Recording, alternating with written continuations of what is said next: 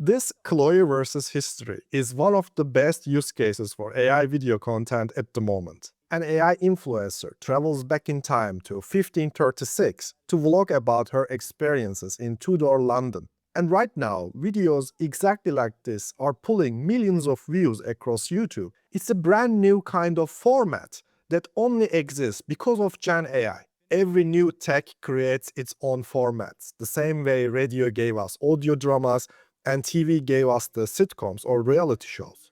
But here's what nobody is actually showing you. How to make these yourself, with your own face, in your own time travel vlog. And the timing couldn't be better, because Seedance 2 just dropped 4K support. So these AI videos don't just look good anymore, textures look more realistic, and details are breathtaking.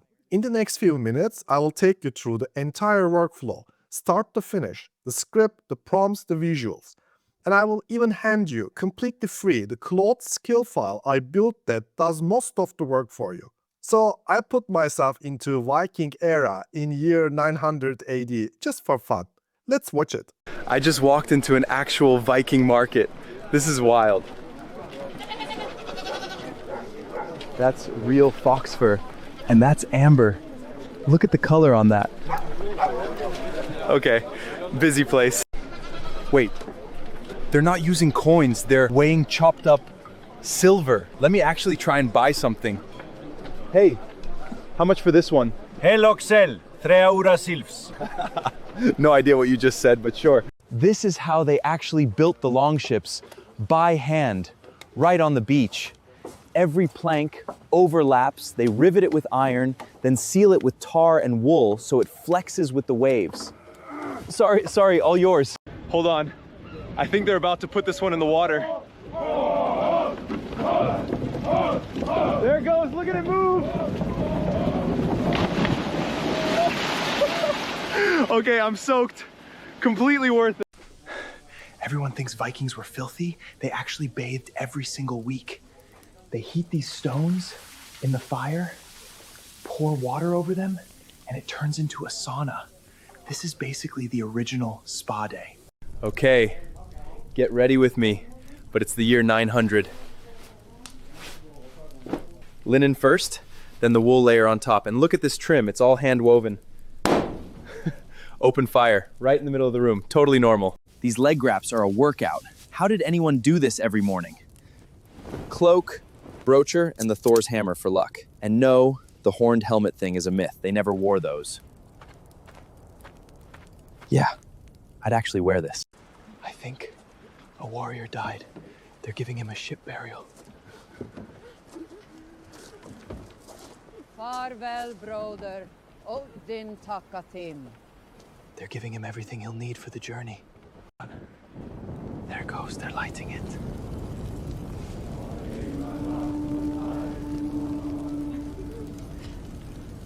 They believe the smoke carries him up to Valhalla. Rest easy, friend. We're sailing to Constantinople. The Vikings called it Miklagardo, the great city. This is a knar, the trade ship, wider than a longship, built to haul furs and amber to sell. Oh, hey, looks like we picked up a co-pilot. So all the prompts created these vlogs is generated using Claude. And they are all coming from this Claude Skill file. This is particularly focusing on creating time travel vlogs. And there are a few details that I would like to walk you through in this document. By the way, you can find this in the description below. If you go to details of the skill file, you will see that user will provide a character, their photo. It can be your own photo or any character you prefer. And of course, user will provide era, year, location. These are important inputs that you need to provide for Claude. The period accuracy is the whole game. You want to get the era right, the historical accuracy of details, the buildings, the clothing, and even the language should be accurate. So this is already built in the skill. When you think about this Chloe versus history type of content, you realize a specific tone of voice. It's a modern person in an ancient world. So we definitely would like to have this mentioned in our skill file. And there are basically two modes. There is walk and talk or stand and show. So our character is showing her surroundings or she is walking in the environment and talking about her experience. This is really important. The world we are building must be alive. So locals going about their daily tasks, animals in a market or a bazaar, children running, and critically, unexpected things happen during the vlog. In this example, you see that on the Titanic's deck, one of the passengers' head just flies.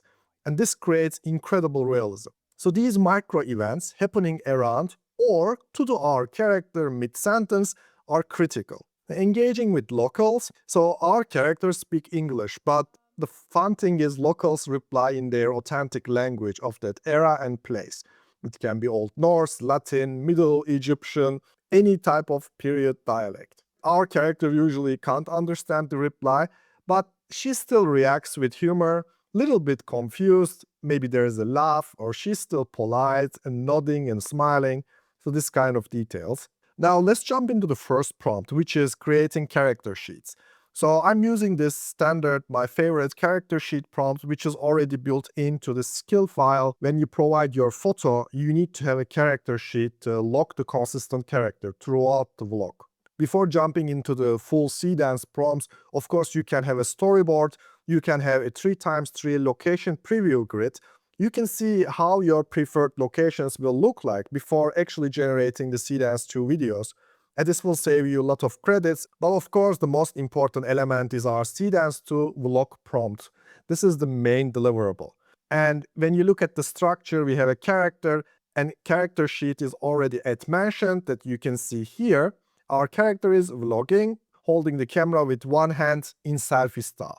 And we want full continuous shot. We don't want jump cuts. We want a full continuous experience. So we have a storyline. Of course, the setting and main attraction in this case can change depending on your preference. And I have 4 shots planned here. So you may ask, why not 6 shots? And I will show you right now. In the upcoming example, I initially started with 6 shots and every shot had a dialogue line. And the pacing was completely off. It was too fast and sentences were cut in half. Here you can see the example. Okay, I genuinely just walked into a Viking market and it is chaos. Look at this, real fox fur, amber, antler combs. These guys traded all the way to Baghdad for that silver. Whoa, okay, so they don't even use coins properly. They literally weigh chopped up silver. Hi, how much for the amber? I have no clue what he just said, but he looks way too happy about it. Yeah, I'm just gonna take it. Subscribe, this place is unreal. So after this, I decided with 4 shots instead of 6 and a much slower pacing to give a little bit more of a natural feeling. And here you can see in every shot we have timestamp based prompt and we have a character doing something or reacting to something. We aim for 3 to 4 shots across 15 seconds Seedance 2 generation. Only 2-3 spoken lines in my experiments. I found this to be a sweet spot and highly recommended for this particular format. We have total 3 lines, 3 spoken dialogue, and 1 timestamp is just non-talking beat. It's just walking, reacting to something. And this creates a lot of realism. We have seed of an unexpected event here happening. Again, to boost realism. We have sound effects and we want no music. And few other things to boost realism is using micro gestures. Here, few micro gestures, like she looks back over her shoulder, she takes a breath, she squints into the sun, and there are micro events in the world. Merchant waves at her, or smiling, or a chicken darts across her path. So here's an example carrying both of these micro gestures and micro events. She says, I woke up covered in the snow in the middle of nowhere. Takes a breath, and I genuinely cannot remember how I got here. Looks around, confused. Why do we do this? Because we are trying to boost realism. People don't just stare at the camera and just talk for hours without taking a breath, taking a pause, or looking around.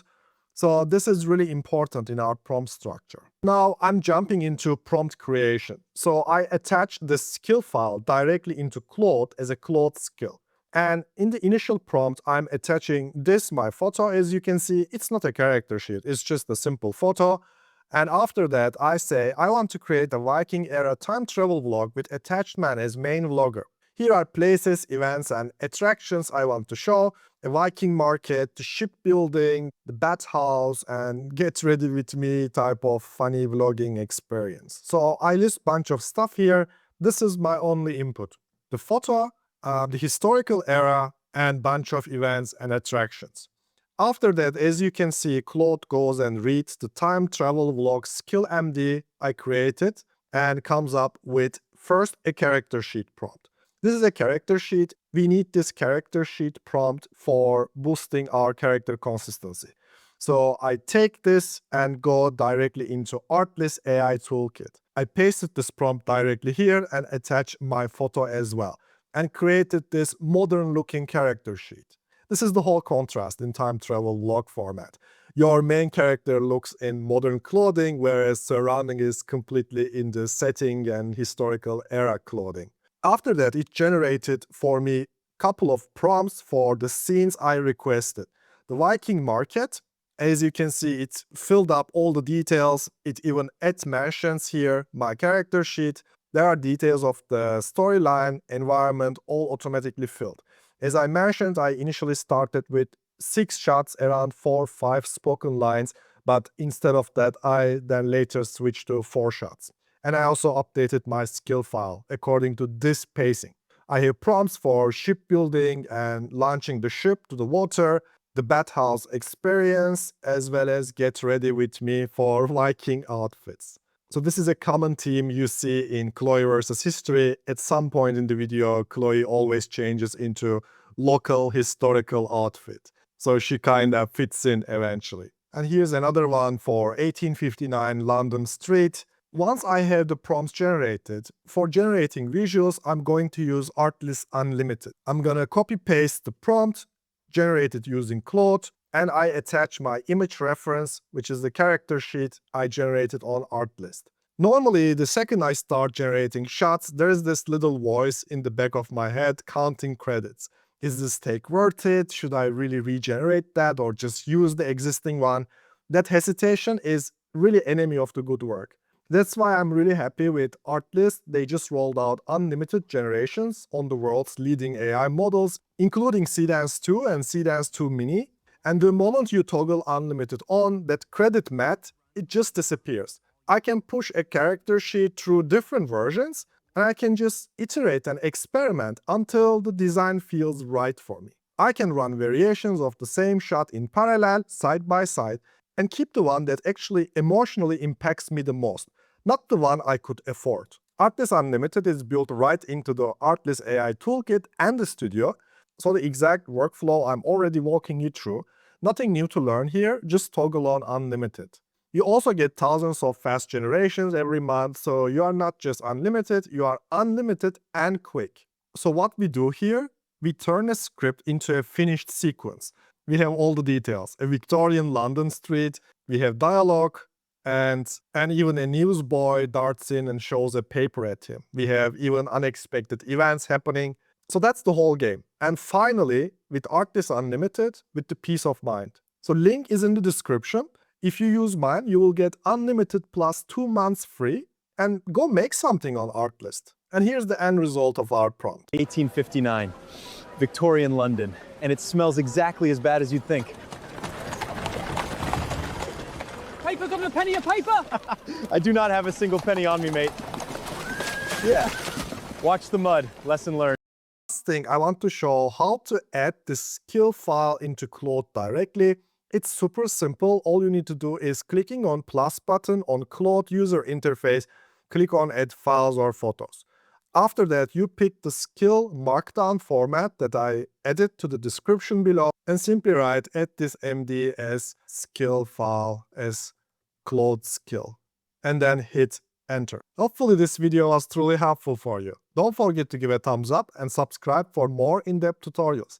If you want to learn more about future of AI storytelling, click here.